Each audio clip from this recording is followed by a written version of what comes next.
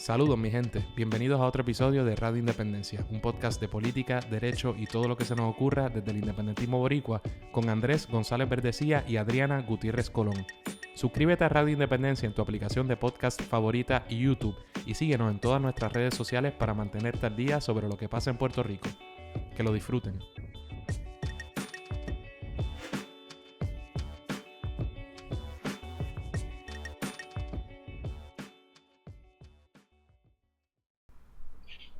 Saludos mi gente, bienvenidos a otro episodio de Radio Independencia. Como siempre con ustedes Andrés González Verdecía y la talentosísima Adriana Gutiérrez Colón, que es la que hay. Ay, Andrés, todo bien. Esa introducción me gustó mucho en el día de hoy. ¿Viste? Pero cuando Aquí. hice el corte me metí ahí de presentado, no No, lo cuadré como Dios manda, ¿viste? nada, pero aquí Fallé. estamos, aquí estamos. ¿Todo Todo bien? bien, Andrés. Todo súper bien. Pues mira, Lista para tener esta segunda parte de la conversación del programa anterior sobre la vida de don Gilberto Concepción de Gracia. En ese primer programa lo titulamos así como el joven don Gilberto, no, todavía era Gilberto, aún no sí, era don Gilberto Concepción de Gracia, estaría pero cool así que me hablamos, deje, ¿verdad? que te digan don Sí, desde joven, don Andrés. sí. Pero así será recordado en nuestra historia puertorriqueña. En ese primer programa hablamos sobre su infancia, su familia, sus padres, sobre su juventud. Entramos un poco sobre su desempeño ya y su interés en la política desde escuela elemental, intermedia, desde escuela superior en Santurce. Entramos ya a los estudios en Derecho en la Universidad de Puerto Rico, pero más o menos nos quedamos por ahí. Así que nos gustaría, ¿verdad? La intención de esta segunda parte es terminar o completar esa segunda parte de ya el adulto Gilberto Concepción de Gracia, ya don Gilberto. Así que ese es el plan. Continuaremos esta segunda parte con el licenciado Carlos Mondríguez. Así que estamos listos para empezar, Andrés. Estamos listos, así que muchas gracias por estar con nosotros nuevamente para ilustrarnos sobre este tema. Muchas gracias por la invitación de ustedes.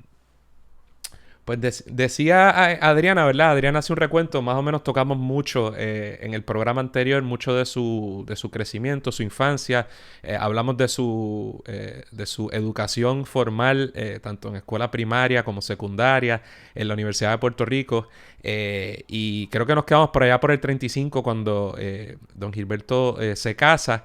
Y ya era estudiante de Derecho, ya estaba en en la juventud del Partido Nacionalista. Así que nos gustaría retomarlo ahí. Luego de graduarse de Derecho, hace una maestría, una maestría en Derecho en la Universidad de Georgetown y hace otros estudios ahí. ¿Qué hace don Gilberto en esos años, ¿verdad? En esos primeros años, luego de culminar sus estudios? Bueno, lo primero que hace es, contra viento y marea, es graduarse, ¿verdad? De la Escuela de Derecho. Obviamente la intención de Gilberto Concepción de Gracia, y particularmente a partir de abril de 1932, luego del incidente que culmina con la muerte de Rafael Suárez Díaz, es ganarse la vida, ¿no? Como abogado, porque ya había planteado que en esa visita para informar del fallecimiento del joven Rafael Suárez Díaz, pues ahí conoce a la que va a ser su esposa, que es a Irene Suárez Díaz. Y este amor a primera vista, pues desarrolla un noviazgo bastante acelerado, bastante de mucho compromiso. Gilberto encaja perfectamente bien en la casa de doña Amparo, que es la madre, ¿verdad?, de Ada Irene y la madre también del difunto Rafael Suárez Díaz. Y Gilberto, pues lo primero que tiene que hacer es culminar esos estudios. Ya habíamos dicho cómo de atropellado fue ese proceso. Gilberto había perdido casi todo el semestre por la suspensión debido a la participación de la huelga universitaria de él como líder de esa huelga en 1931, pero finalmente es readmitido por la presión del pueblo y la presión de algunos profesores y muchos estudiantes que se solidarizaban con él. Así admitido, termina sus estudios y tiene entonces que solicitar la admisión al Tribunal Supremo. Habían dos procedimientos para admitirlo: o tomaban la reválida o ante la excelencia académica pues te permitían la admisión sin revalidar. Y ese fue el caso de Gilberto. El juez presidente del Tribunal Supremo, Emilio del Toro Cueva, emite una resolución del tribunal para mayo de 1932 admitiendo al ejercicio de la profesión y luego al ejercicio de la notaría a Gilberto Concepción de Gracia. Empieza a trabajar en sus primeros casos, pero recuerden ustedes que estamos de cara a las elecciones de 1932. Él se graduó en mayo, pero vienen las elecciones y él es un líder del Partido Nacionalista. O sea que todo el liderato del Partido Nacionalista y toda la militancia está envuelta en los procesos electorales, en la campaña y en las elecciones de 1932. Lo que pasa luego de 1932 es que el Partido Nacionalista convoca una asamblea y se va al retraimiento futuro de las elecciones, con aquello de que una victoria, es un planteamiento que hace Pedro Albizu Campos en la asamblea, que la victoria de un puertorriqueño sobre otro puertorriqueño es la derrota de la patria y que las urnas son el ataúd de la patria, ¿no? Entonces se retraen y empieza una organización política sin precedentes en la historia del país, de la que forma parte Gilberto Concepción de Gracia. De manera que Gilberto se mueve dentro de la organización política en el inicio también de su práctica como abogado. Empieza en un bufete en San Juan y al mismo tiempo consolidando su relación con su novia Adairene Suárez Díaz. Esa relación va a prosperar y se casan en 1935, en el verano de 1935. Y en ese verano, concurrentemente con la boda de Gilberto, que dicho sea de paso, quien lo casa es el juez Ángel de Jesús, y el juez Ángel de Jesús luego va a ser nombrado juez asociado del Tribunal Supremo y va a estar muy relacionado, ¿verdad?, con los procesos del nacionalismo en la década al finales de 1950. De manera que Gilberto se casa al tiempo en que el nacionalismo empieza a ser perseguido. Y empieza a ser perseguido porque Pedro Albizu Campos es nombrado director y asesor de la huelga cañera, a la que se unen otras huelgas, incluyendo huelgas de consumidores y de otros renglones como el renglón eléctrico y el renglón ferroviario. Entonces Albizu tiene las manos llenas y el imperio tiembla porque dice, si el nacionalismo empieza a ganar adeptos dentro del pueblo trabajador, pues se convierte en una amenaza. Y entonces se le declara la guerra al nacionalismo, ¿verdad? El Congreso, perdón, el Imperio Norteamericano envía a Blanton Winship, que es un coronel retirado del ejército, lo envía a Puerto Rico como gobernador luego de que en 1933, y llega Blanton Winship en febrero de 1934 y llega como gobernador, pero también envían al que planificó el asesinato de Sandino en Nicaragua, que es el coronel Francis Elisha Riggs, de los herederos de la fortuna de los Riggs, de los grandes banqueros del este de los Estados Unidos. Y uno llega a gobernar y el otro llega a hacerse cargo de la policía de Puerto Rico, que se militariza. Y esa policía se va volcando contra el Partido Nacionalista y empieza la gran persecución. Y se descubre sobre esas dos figuras siempre de todos los gobernadores militares, ¿verdad? E impuestos por Estados Unidos, casi siempre se habla de Blanton Winship como quizás el más cruento, y ¿verdad? No dudo que por la época y por ese asunto. Y del coronel Riggs, obviamente, y la masacre y el ajusticiamiento también se habla mucho. O sea que son dos figuras que marcan un periodo bastante, como usted dice, de recrudecimiento contra el independentismo en Puerto Rico. Claro, y cuando se casa Gilberto con Ada Irene en el verano de 1935, pues nadie sospecha lo que viene. Y lo que viene es, comienza, ¿no?, con un intento de soborno del imperio norteamericano contra el nacionalismo, contra algunos líderes del nacionalismo, particularmente líderes que estaban en la Junta Nacionalista de Santurce. Y en la casa de Carlos Santana Becerra se empieza a planificar el asesinato de Pedro Albizu Campos. Primero era cuestión de desprestigiarlo, acusarlo de negro resentido, de ladrón, todas estas lindeces se van diciendo por parte del nacionalismo, instruido por el imperialismo, pero por parte de la Junta Nacionalista de Santurce. Entonces, cuando a esa reunión llega el ingeniero Ramón S. Pagán, que no solamente es miembro de la Junta Nacionalista de Santurce, sino que es el tesorero del Partido Nacionalista en todo Puerto Rico, pues descubre eso y lo relata a Pedro Albizu Campos. Y Pedro Albizu Campos lo advierte que se van a dar cuenta de que es él el que está dando la información, que se tiene que cuidar, que lo pueden matar y que debe alejarse de toda actividad política. Y entonces empieza unas publicaciones en el periódico El Mundo, que es el vocero prácticamente del imperialismo. Recuerden que el Imparcial es un vocero más del independentismo. Allí está Ayuso Valdivieso, que era el director del periódico y editorialista, que era nacionalista. De manera que el imperio usa el periódico El Mundo. Y en el periódico El Mundo empiezan a escribir estos nacionalistas de la Junta de Santurce para tratar de desprestigiar a don Pedro.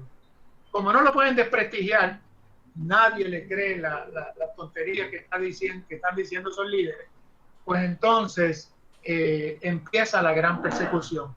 Y aprovechan un discurso de Pedro Albizu Campos en Maunabo para levantar el ánimo de algunos estudiantes que eran adeptos al imperio, como uno que luego va a ser fiscal, que es Francisco Ponce Feliu, que era el presidente del Consejo de Estudiantes, para hacer una asamblea y declarar non grato a Pedro Albizu Campos en la universidad. Imagínense, declararlo non grato cuando la organización juvenil más poderosa del país era la juventud nacionalista de la Universidad de Puerto Rico. Entonces se movilizan los jóvenes estudiantes para esa asamblea. Entonces, cuando el canciller Osuna se da cuenta de que allí pueden haber problemas, cancela la asamblea convocada por el Consejo de Estudiantes para evitarlo. Pero entonces Carlos Chaldón, que en estos momentos está dirigiendo la PRERA, ¿verdad?, y el plan, lo que se conoce como el Plan Chaldón, pues, y se supone que no tenga injerencia alguna en la Universidad de Puerto Rico, porque él había sido canciller, pero se le prohíbe que con ese nuevo cargo que tenga injerencia, pues él ejerce presión para que entonces se permita la asamblea de los estudiantes. Entonces el nacionalismo convoca a toda su junta, a los jóvenes, están diciendo que allí están entrando jóvenes de derecha armados, que está la policía, y piden refuerzos, y entre los refuerzos que van nacionalistas de Santurce, que estaban todavía con el Partido Nacionalista, y va Ramón S. Pagán en un vehículo con 3 personas más.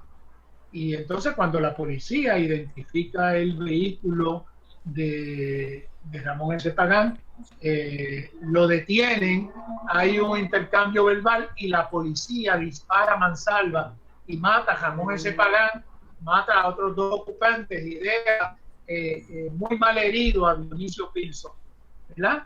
Luego se le acusa a Dionisio Pilson y el abogado de Dionisio Pilson va a ser, o 2 abogados van a ser Pedro Albizu Campos y Gilberto Concepción de Gracia.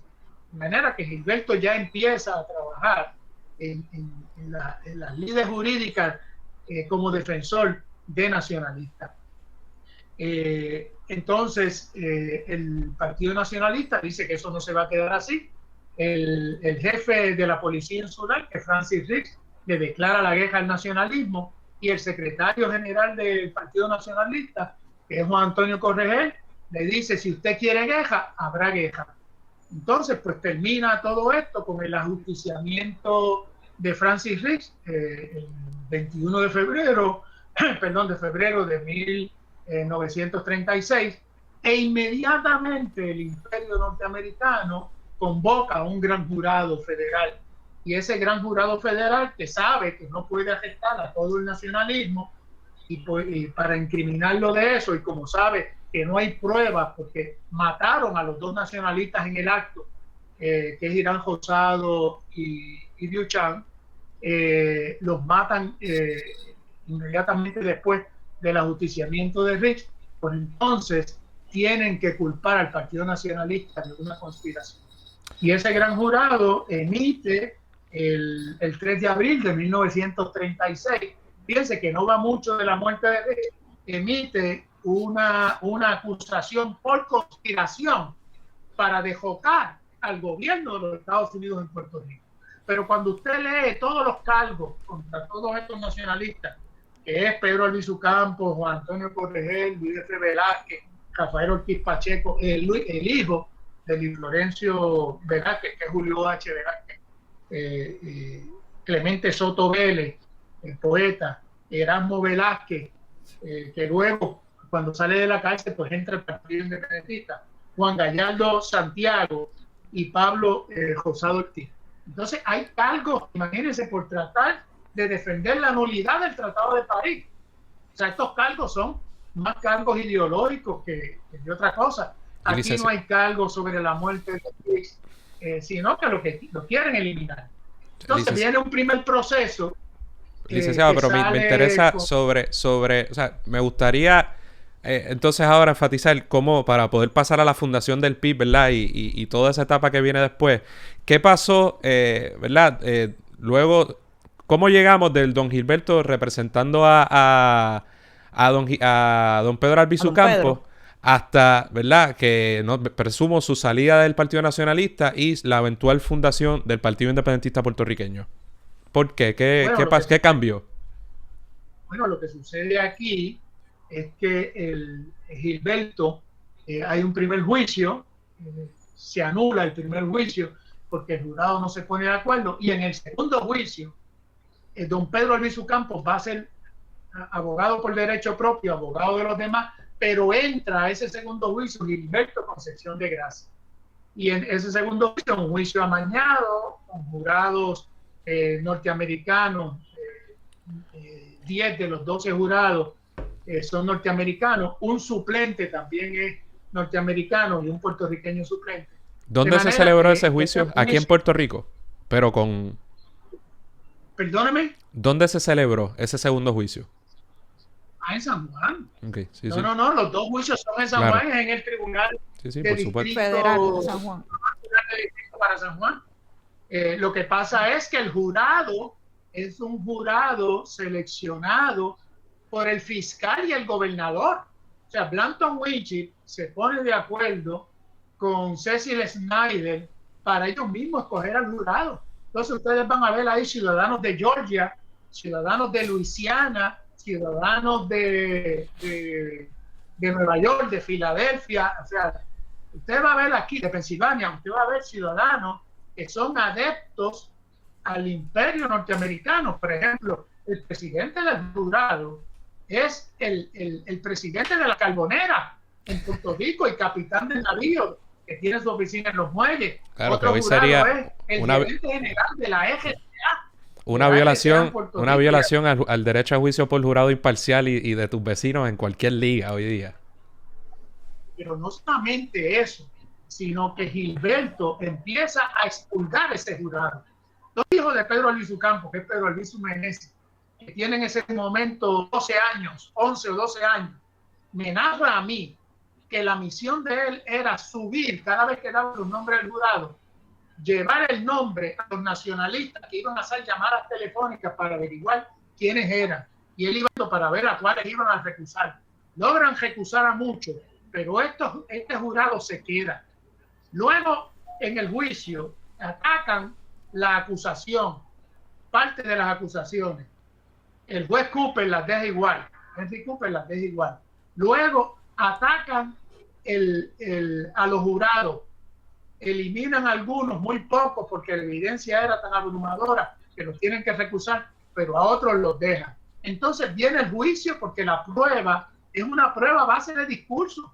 Cogen el discurso de Pedro Albizu del Seboruco y dicen que eso es un atentado o una invitación a la sublevación, y por ahí siguen con una prueba totalmente fatuosa.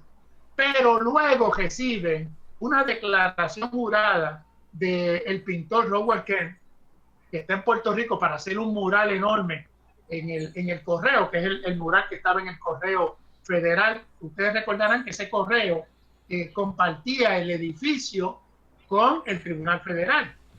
Y Howard Kent fue invitado por Blanton Winchie a Fortaleza, y él escucha la conversación entre Blanton Winchie y Cecil Snyder, que estaba allí, donde Blanton Winchie le dice que tiene que poner a un jurado que esta vez se encargue de condenar. Y entonces Gilberto Concepción de Gracia hace una moción de nuevo juicio, acompañándola con esas declaraciones juradas que se consiguen. Y entonces ese nuevo juicio, el juez Cooper lo declara sin lugar, viene ya la convicción en todo su vigor, y Gilberto se traslada. Esa moción, esa última, es firmada también por el congresista Vito Marcantonio, que se une a la defensa al final, a la misma defensa de Pedro Albizu Campos, o sea, un congresista de los Estados Unidos de origen italoamericano. Entonces Gilberto se traslada con Vito Marcantonio a los Estados Unidos para, desde la oficina de Vito Marcantonio, hacer la apelación al circuito de Boston y luego hacer la apelación, o sea, el cerciorario, al Tribunal Supremo de los Estados Unidos. Cuando usted se lee los tres récords, el récord de la vista, el récord del caso en el Tribunal Circuito de Apelaciones de Boston y en el Tribunal Supremo, usted ve una madurez jurídica de un joven que lo que llevaran 4 años en la profesión.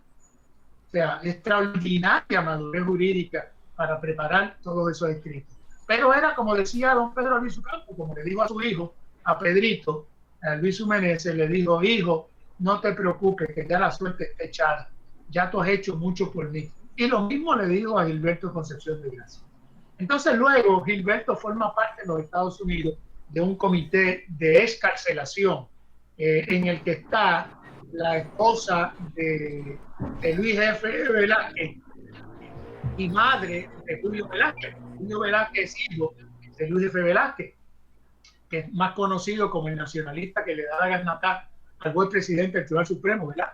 Emilio del Toro Cuevas, y sale luego absuelto. Y entonces empieza el proceso de excarcelación. Eso es tema para otro programa. Eso está buenísimo. Y en el proceso es un caso, porque cuando ustedes se leen el escrito de Pedro Albizu Campos al circuito de Boston, en el caso de Luis F. Velázquez, que es el caso de la Gasnatá, el planteamiento de don Pedro es que el Tribunal de Puerto Rico no tenía jurisdicción para juzgar a Luis F. Velázquez, porque la Gasnatá se da en un edificio federal, y él busca un precedente de 1915 y el Tribunal Circuito de Boston revoca al Tribunal Supremo de Estados Unidos. Entonces lo revoca con el argumento de Pedro Albizu Campos. Pero ese es la mejor apelación que yo he leído en mi vida, es esa preparada por don Pedro Albizu Campos. Yo exhorto a todos los abogados en Puerto Rico que lean la apelación del caso del pueblo de Puerto Rico versus Luis F. Velázquez en el circuito de Boston. Pero volviendo a Gilberto, Gilberto recluta abogados norteamericanos, Gilberto hace todo lo que está en sus manos. La esposa de don Pedro, doña Laura Meneses del Carpio, integra ese comité. La esposa de Luis F. Velázquez se traslada porque tiene que pelear por su esposo y por su hijo. El caso de su hijo es curioso, porque el viejo tenía una resistencia a prueba de balas, pero el hijo se enferma en la cárcel y el hijo le tienen que suspender la sentencia y dejar el resto de la sentencia en probatoria por su enfermedad. De manera que ella viaja a Puerto Rico, pero como tienen que reportarse nuevamente a la Junta de Prisioneros, que se llamaba The Board of Prisoners, pues entonces tienen que estar de regreso a los Estados Unidos, y allí se une a esa campaña Gabriela Mistral, se une Albert Camus, se une cuanto intelectual había, Pérez Bock, se une la laureada Premio Nobel de Literatura norteamericana. O sea, que los presos nacionalistas gozan de la simpatía de la gran intelectualidad. ¿Ves? El Partido Nacionalista sigue activo. El Partido Nacionalista prácticamente se mueve a Nueva York. Entonces llega Lolita Lebrón a reforzar al Partido Nacionalista en Nueva York. Y llegan otros nacionalistas a Nueva York. Llega Julio Pinto Gandía. Llega y el mismo Gilberto está en Nueva York.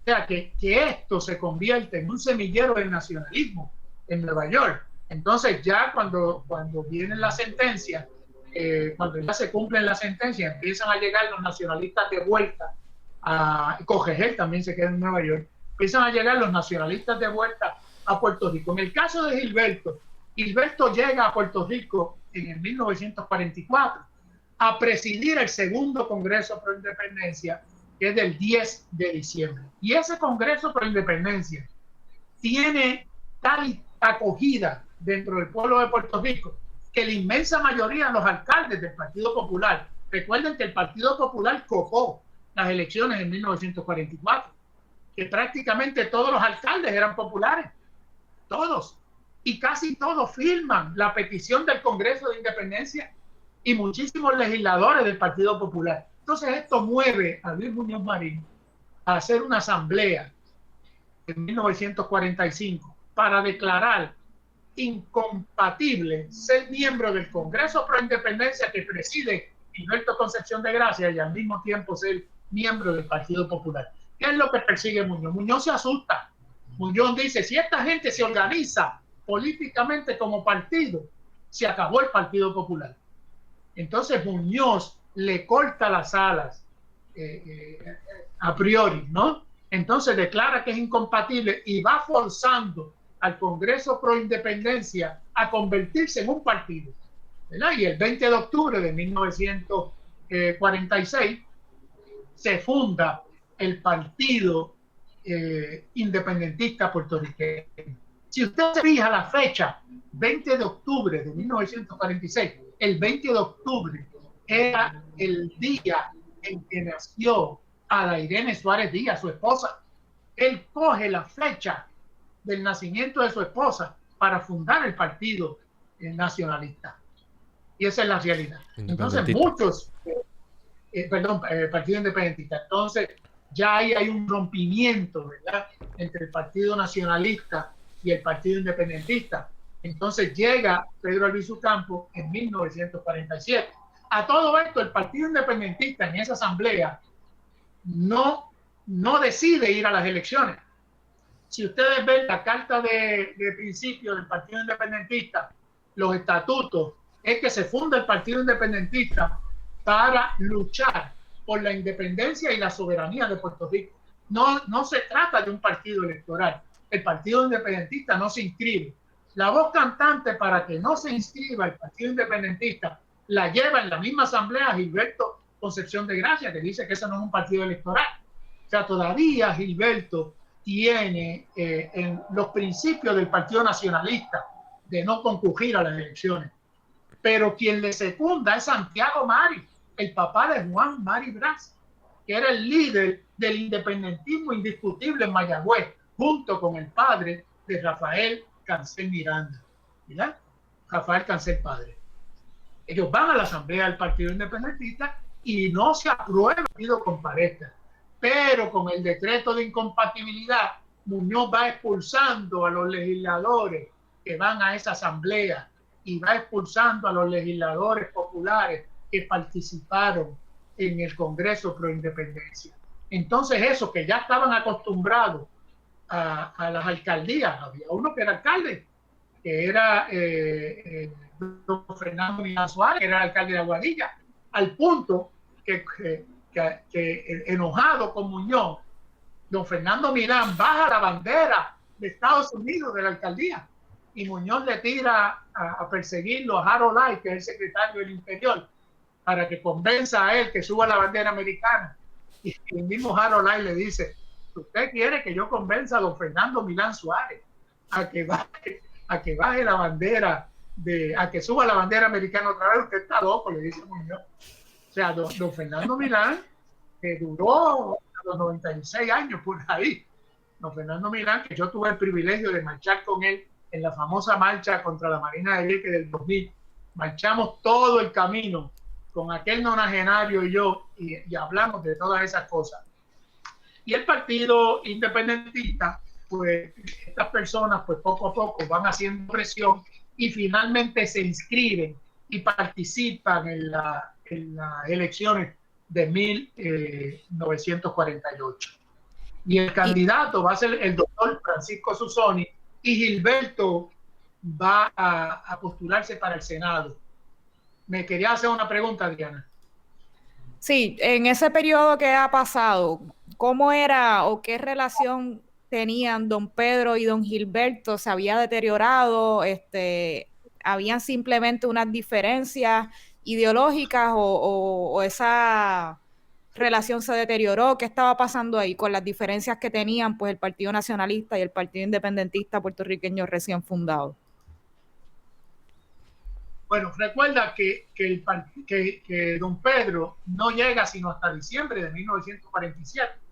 O sea, de cumplir no su hay, sentencia. Básicamente, bueno, realmente él había cumplido antes la sentencia.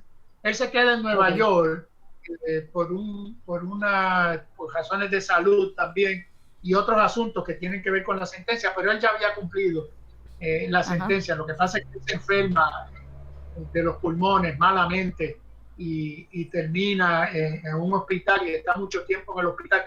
Pero el acoso, la persecución de Pedro Albizu Campos y de otros nacionalistas en Nueva York por el FBI era una cosa terrible. Finalmente, Albizu empieza la reorganización del partido en Nueva York y con miras a trasladarse a Puerto Rico nuevamente. Y en diciembre de 1947 llega. Y en el 47 ya sabe todo el movimiento del Congreso por Independencia. El Partido Nacionalista no favoreció ni el primer Congreso ni el segundo Congreso pro Independencia.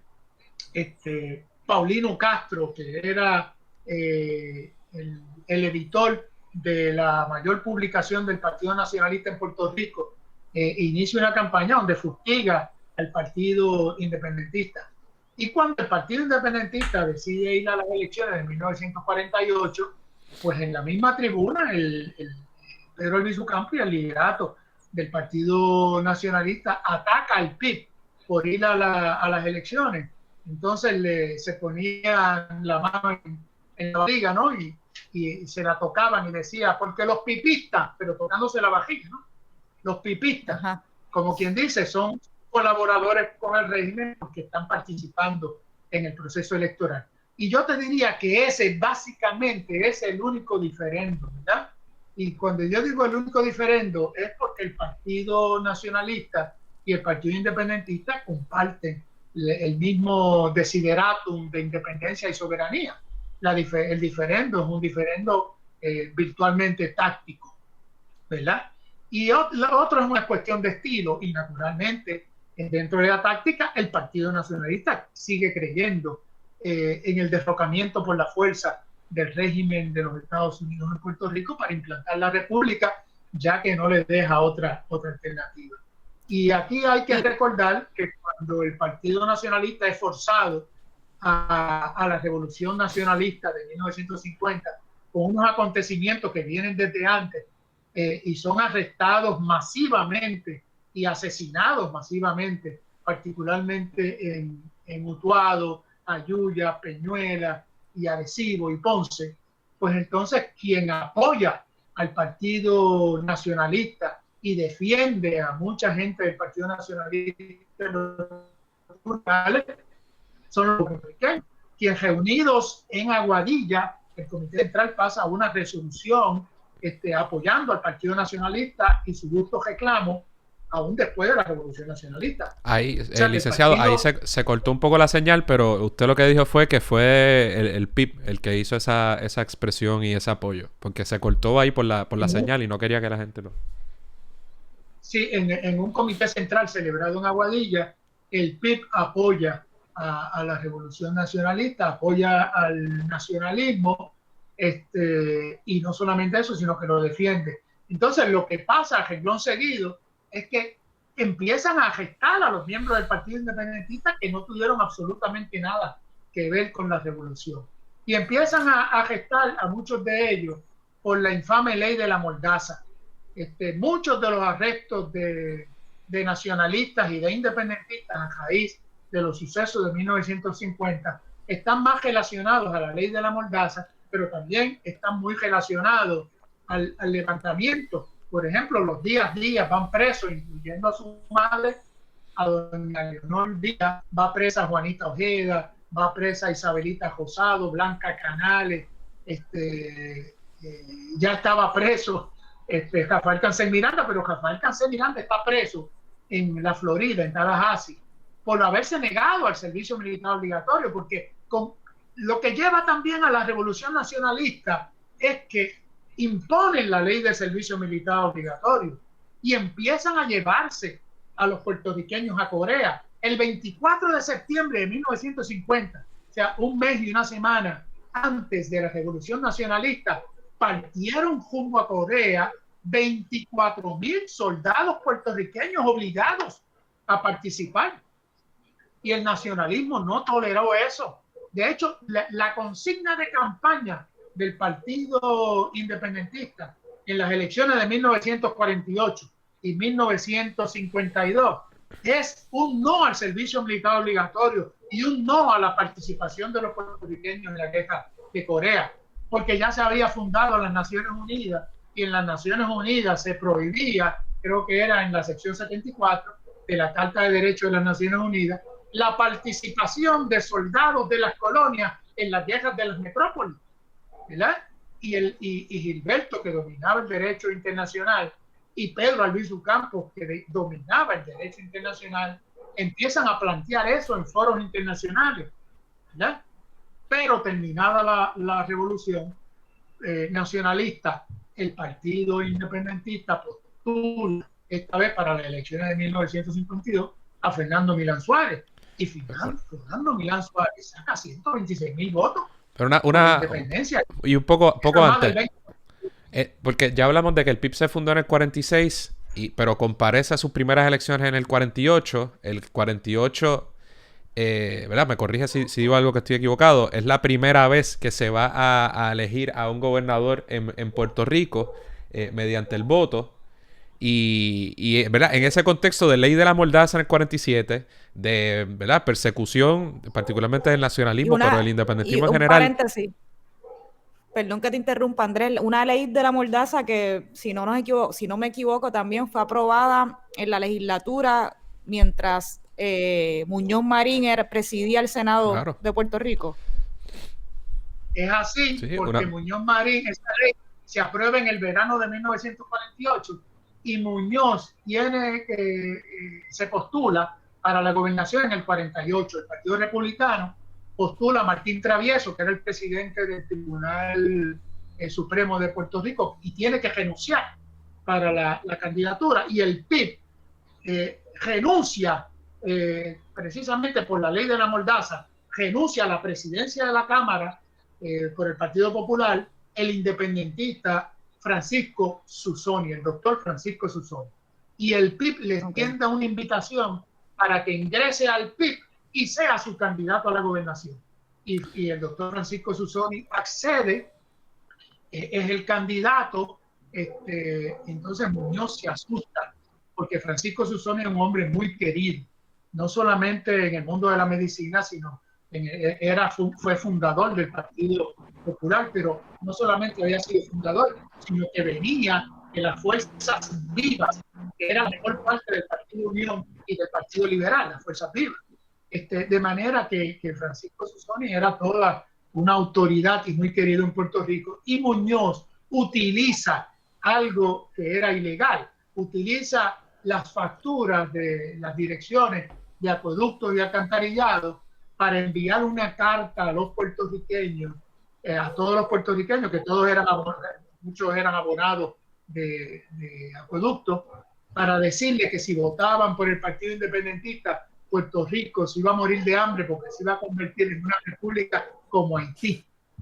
Entonces, con esa mentira... Y todavía con estamos toda bregando con esa carta, todavía está aquí en 70 años después o más en la mente de gran Sí, parte del No todavía país. necesariamente con Haití, pero sigue ahí, Sí, sí. llámale Haití, póngale Cuba, Venezuela, cualquier república. Sí. O el término república. O sea, aquí se equipara el término república de una manera chistosa y vergonzosa, de alguna manera a pobreza, que es una de las cosas más extrañas del como si mundo. Estados Unidos no fuera una república, Claro, Francia, sí, o Inglaterra, Francia o Alemania o Inglaterra.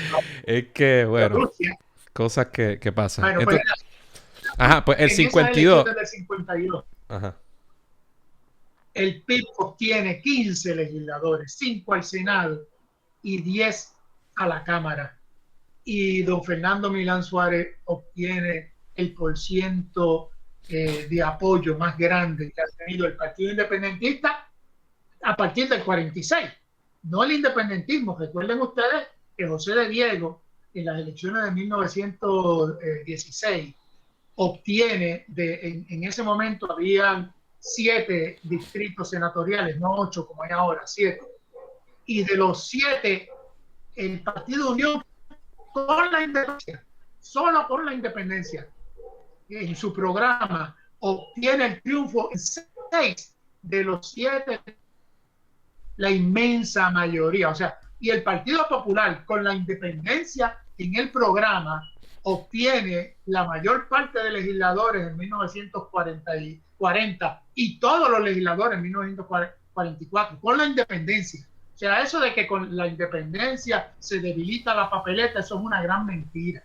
Lo que sucede es que el imperio se ensañó contra el nacionalismo, contra el independentismo, y no es fácil tú ser candidato de un partido perseguido a ser candidato a un partido que es favorecido por el régimen colonial, como lo es el PNP, el Partido Popular.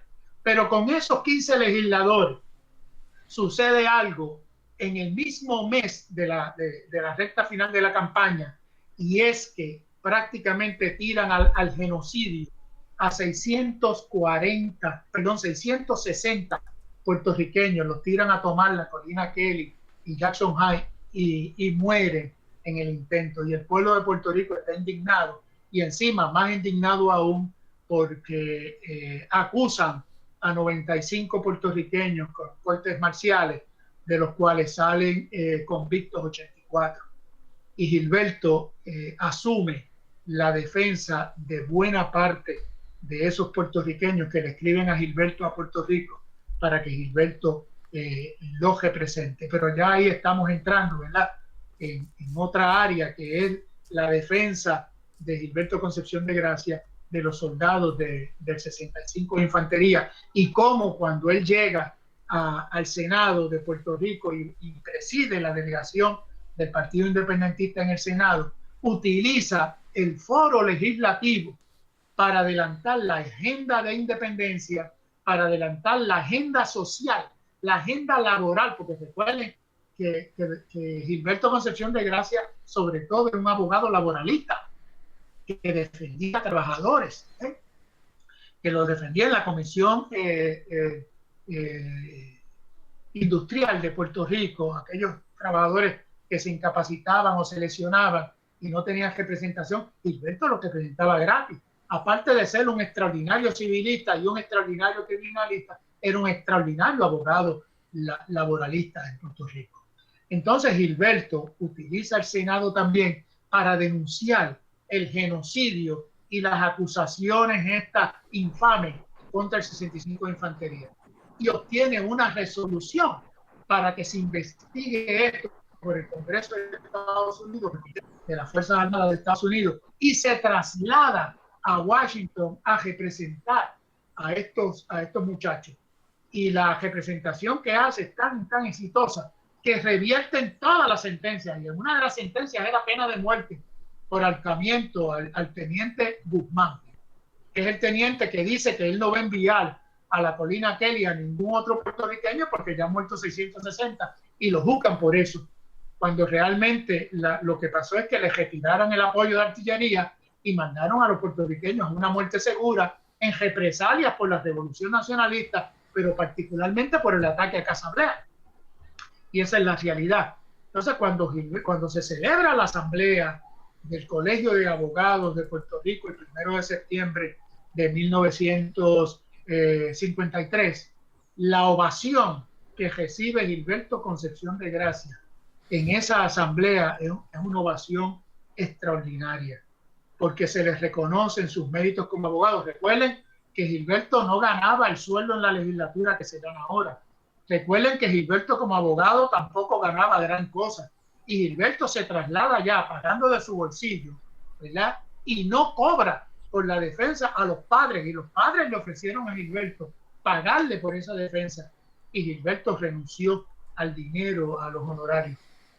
Estos abogados independentistas siempre trabajando gratis. Echa vienda. Bueno, licenciado, entonces él fue entonces legislador del 48 al 60. No, en el 48 no es legislador, no se obtiene representación legislativa, sino que en el 52 sale electo y asume en enero del 53 hasta todo el 1960, que es legislador. O sea, son 8 años en que él es legislador y la producción de Gilberto Concepción de Gracia es extraordinaria. Proyectos para la Escuela de Medicina, para el Instituto de Cultura, para el montón de legislación social. Detrás de la ley número 100, de la ley antidiscrimen de Puerto Rico, que es una ley de julio, aprobada el 30 de junio de 1959, ahí está la mano de Gilberto Concepción de Gracia. O sea, Gilberto fue un extraordinario legislador, un extraordinario dirigente político, un dirigente que prácticamente no tenía enemigos. O sea, cuando Gilberto es ofendido, digamos, por otro legislador del Partido Popular, Ernesto Juan Fonfría, salió en su defensa Ernesto Ramos Antonini, salió en su defensa Miguel Ángel García Méndez, salió en su defensa cuanto legislador había del Partido Republicano, estadista republicano y legislador había del Partido Popular. Entonces se tuvo que retractar Ernesto Juan Fonfría y pedirle disculpas a Gilberto, porque Gilberto era muy querido. De hecho, lo convoca Ernesto Ramos Antonini y le dice que si no le pide disculpas, él se va a encargar de destruirlo políticamente. Así que escoja. Imagínate, el presidente de la Cámara de Representantes le dice a un representante eso, y Ernesto Juan Fonfría pues le pide disculpas a Gilberto Concepción de Gracia. Entonces Gilberto continúa, aparte de toda la presidencia del Partido Independentista, que lo ocupa hasta el día de su muerte, el 15 de marzo de 1968, sigue muy activo en el Colegio de Abogados, preside la Comisión de Derechos Civiles del Colegio de Abogados, y unos 4 o 5 días después de la muerte de Albizu, el 21 de abril de 1965, el Colegio de Abogados lo selecciona para premiarlo como abogado del año en el Día de la Ley, a Gilberto Concepción de Gracia. O sea, entonces Gilberto, si ustedes entran en el expediente de Gilberto en el Colegio de Abogados, ustedes ven a Gilberto llevando casos de oficio, cartas de Gilberto accediendo a llevar casos de oficio de familia. O sea, el caso de oficio es no cobrar prácticamente, llevarlo gratuitamente.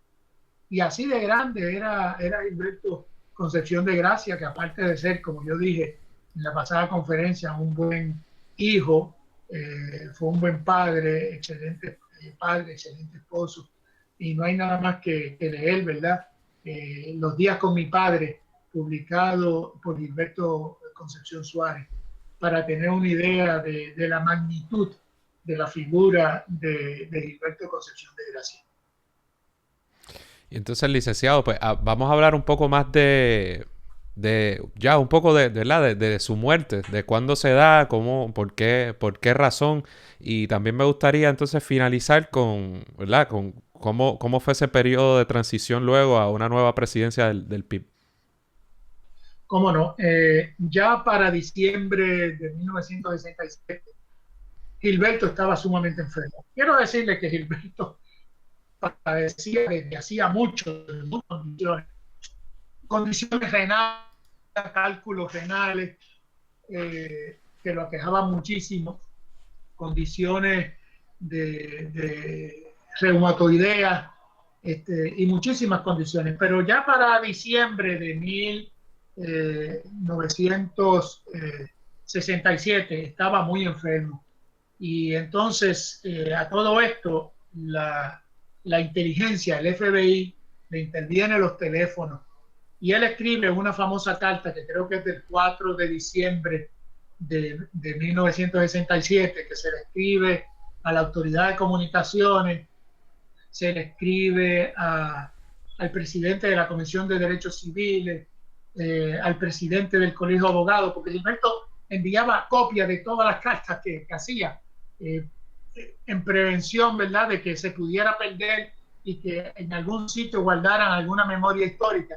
Y él dice que le está interviniendo el teléfono, que no puede comunicarse con su hija Alma, que está en Europa con su esposo y acaba de dar a luz, está en España, no se puede comunicar con ella. Abigail Díaz Alfaro, que es su segunda esposa, está de viaje visitando una hermana en México, no se puede comunicar con ella, o sea, él se siente aislado, está enfermo. Finalmente se logra comunicar con Abigail. Abigail regresa a Puerto Rico, y Gilberto, sabiendo que se va a morir, le habla de un sueño a Abigail, que es que se le presentó una niña vestida de blanco, un sueño muy bonito, pero no le dice lo que realmente le está pensando, que es que sus días están ya contados.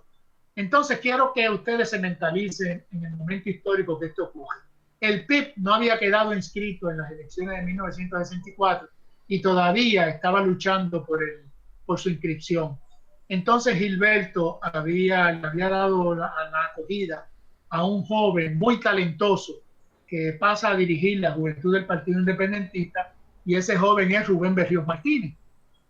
Y para que ustedes entiendan la proximidad que tenía Gilberto con este joven que acababa de llegar en estos años al Partido Independentista, hay una carta de Gilberto a Luis Muñoz Marín a propósito de la Comisión de Estatus de 1967 y el plebiscito que se avecina, ¿verdad? La Comisión de Estatus es del 66 y el plebiscito que se avecina en el 67. Es que va a haber un debate y él propone, Gilberto, para ese debate, para que represente al Partido Independentista, propone a Rubén Berríos Martínez. Entonces, antes de esta enfermedad o durante esta enfermedad, se crean una serie de detractores de Gilberto Concepción de Gracia, que crean una organización que se llama el Directorio Soberanista. Esa organización se crea en septiembre y hacen un manifiesto que se conoce como el Manifiesto Soberanista, pero cuando están ahí, que eran excompañeros de él, excompañeros en la legislatura, excompañeros fundadores del Partido Independentista, ¿qué es lo que quieren? Lo que quieren es un espatajamiento del Partido Independentista para que el Partido Independentista abrace la libre asociación, en otras palabras, la colonia por consentimiento. Y Gilberto se opone. Entonces tienes del otro lado de la moneda, es el Movimiento Pro Independencia, el MPI, presidido por Juan Maribraz, en el que también había muchos compañeros fundadores del PIB. Y entonces Gilberto, que al principio Maribraz lo condenaba porque estaba en la Comisión de Estatus y Maribraz entendía que eso era una traición, y Gilberto no había dicho si él iba a participar en el plebiscito. Gilberto reúne el Comité Central del Partido Independentista y el Comité Central emite una resolución para no participar en el plebiscito y boicotean el plebiscito. Cuando Maribraz se da cuenta de eso, invitan a Gilberto Concepción de Gracia a ser el copresidente de la concertación antiplebiscitaria. Y entonces Juan Maribraz tiene que escribir esa famosa columna, y Juan Albona un editorial, pidiéndole disculpas a Gilberto Concepción de Gracia por todo lo que le habían dicho. Pero en eso también El plebiscito se celebra con la abstención electoral más grande que ha habido en la historia de este país, gracias al trabajo de Gilberto, de Juan Maribra, de Piri Fernández de Luis, de José Milton Soltero y de la concertación en general antiplebiscitaria que se une a la casi totalidad del independentismo para que no vayan a votar. Entonces se celebra la asamblea del 1 de octubre en Ponce del Partido Independentista Puertorriqueño. En esa asamblea gana la presidencia nuevamente Gilberto Concepción de Gracia, pero entonces se emiten se presenta una moción de don Julio García Díaz a los efectos de que se nutra la presidencia con otros dos más y hacer una presidencia colegiada. Y en esa presidencia colegiada pues sale Jorge Luis Landín y sale el joven de que le hablaba ahorita, que es Rubén Berrío. Entonces empiezan a organizar la inscripción del Partido Independentista. Están a todo vapor cuando Gilberto enferma ya gravísimo para morir y se muere el 15 de marzo de 1968. Y la última pregunta que hace Gilberto es ¿dónde está Rubén? Llegó con las papeletas, porque se supone que Rubén llevara las últimas papeletas para el Partido Independentista. O sea que sus últimas palabras tienen que ver con Rubén Berrío Martínez. Es prácticamente el paso generacional, ¿verdad? El paso de batón. Entonces ahí, en ese momento yo me uno a la lucha. Yo soy un estudiante, soy muy jovencito. Entonces me recluta Rubén en Las Piedras, junto con Ariel Colón Prat y Poli Magavé. Yo salgo electo presidente luego de la muerte de Gilberto. El Partido Independentista se logra inscribir y Antonio J. González, el doctor en economía Antonio J. González, que también era abogado, pues pasa a ser el candidato a la gobernación. Y lo demás pues es una historia más reciente. El entierro de Gilberto Concepción de Gracia y las honras fúnebres fueron apoteósicas. Se dio cita allí gente de todos los partidos. Eso es curioso. Gente del Partido Estadista Republicano, ¿no? Despide el duelo Monseñor Antulio Parrilla Bonilla. Y ahí está el legado de Gilberto Concepción de Gracia a la historia, a la lucha por la independencia de este país. Quiero decirle que cuando Albizu está muy enfermo y lo pasan al hospital, pues las órdenes de Muñoz era no permitir a nadie que lo viera. Y quiero decirle que el que rompe ese cerco y se enfrenta a la policía y le dice, si me quieren disparar, que me disparen, es Gilberto Concepción de Gracia. Gilberto entra a la habitación de Pedro Albizu Campos y es la foto más tierna que he visto en mi vida, donde la mirada del maestro se confunde con la mirada del discípulo Gilberto Concepción de Gracia. Tienen que haber visto esa foto. Pues en grandes pinceladas, ¿verdad? Porque cada tema de esto puede ser motivo de una conferencia, pues creo que he descrito a grandes pinceladas, ¿verdad? Lo que es y lo que fue Gilberto Concepción de Gracia y sigue siendo en la memoria histórica de la lucha por la independencia de este pueblo. Excelente. Zumba. Sí, yo creo que un poco para concluir, ¿verdad? Usted habló, como dijo, en grandes pinceladas de la vida y las aportaciones de don Gilberto, pero si quizás en alguna frase corta nos pudiera decir para usted cuál ha sido el mayor legado o cuál fue el mayor legado de don Gilberto en nuestra historia puertorriqueña y en la historia por la lucha por la independencia en Puerto Rico, ¿cuál sería ese mayor legado? Y segunda, ¿por qué usted cree que quizás aquí en Puerto Rico no se le rinde a don Gilberto el homenaje que le deberíamos rendir, ¿verdad?, por la importancia que tuvo en nuestra historia puertorriqueña? Pues como diría César Andreu Iglesias, esas son cosas de la colonia. Ustedes pueden estar en la completa seguridad de que cuando estemos cerca de lograr la independencia, que va a venir más temprano que tal, la figura de Gilberto va a seguir agigantándose como la figura de todos los grandes dirigentes nacionalistas e independentistas, desde Valero, Betance, Hostos, de Diego, Don Pedro, Gilberto, Lolita, Rafael Cancel, Rubén Berrío, Juan Maribra, Juan Antonio Torregel, y he dejado pues a otros importantísimos como Blanca Canales, Doris Tojesola, Juanita Ojeda, Filiberto Ojeda, y por ahí pues docenas y docenas, que en la colonia no se les hace honor porque la colonia controla la información, controla el departamento de educación pública y lo controla prácticamente todo. Pero la gran aportación de Gilberto es mantener vivo el ideal. Es el juicio del siglo, que es la defensa de Pedro Albizu Campos, es la defensa del siglo, que es la defensa de los condenados en unas cortes marciales totalmente infames celebradas en Corea contra 95 soldados. Esa defensa es la defensa de los trabajadores, es el tener la enorme responsabilidad de representar la independencia sin ofender a nadie, con una altura extraordinaria, con un gran civismo. Es al mismo tiempo ser un buen padre, que no es excluyente de ser un buen dirigente. O sea, la grandeza de Gilberto no se puede capsular. Es su persona, es su gran aportación a las luchas de este pueblo. Bueno, licenciado, ahora sí, gracias 1.000.000 por haber sacado 2 días ¿verdad?, de su tiempo para hablarnos sobre este tema. Yo pienso que don Gilberto Concepción de Gracia es una de las figuras más, pues, cuyo trato ha sido más injusto, en mi opinión, en el sentido de que menos se habla o menos se le reconoce.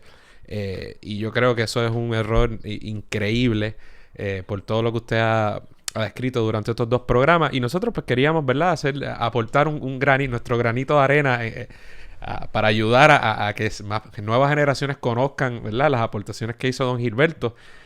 Así que le agradecemos mucho. Yo sé que usted ha escrito y si continúa escribiendo sobre el tema. ¿Alguna recomendación en cuanto a publicaciones suyas o noticias que quiera darnos al respecto para aquellas personas que deseen seguir abundando sobre el tema de don Gilberto Concepción de Gracia?